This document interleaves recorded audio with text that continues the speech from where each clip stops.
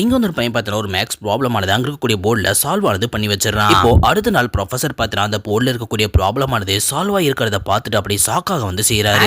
இந்த ஒரு ப்ராப்ளம் ஆனதை ஒரு செமஸ்டர் வரைக்கும் எந்த ஒரு ஸ்டூடெண்ட்ஸுமே பார்த்தீங்கன்னா சால்வ் பண்ணது வந்து கிடையாது. இந்த ப்ராப்ளம் ஆனது சால்வ் ஆகிருக்கிறத பார்த்து அடுத்த செகண்டே கிளாஸ் ரூமுக்கு போய் யார் அந்த ஒரு மிஸ்டீரியஸான பர்சன் வெளில வான்னு சொல்லி கூப்பிட்டு வந்து இருக்காரு. அது மட்டும் இல்லாம உனக்காக ஒரு பிரைஸ் காத்துட்டு இருக்குன்னு வந்து சொல்லிட்டு இருக்காரு.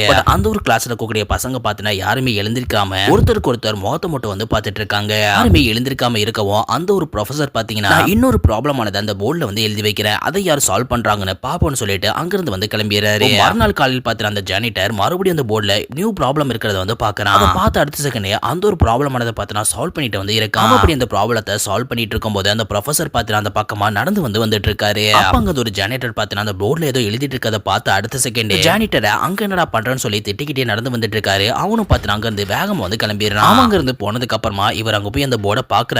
அந்த ஒரு ப்ராப்ளம் சால்வ் இருக்கிறத பார்த்ததுக்கு அப்புறமா தான் அவருக்கே தெரிய வருது அந்த மேக்ஸ் ஜீனியஸ் ஆக்சுவலா அந்த ஒரு ஜானிட்டர் தானே.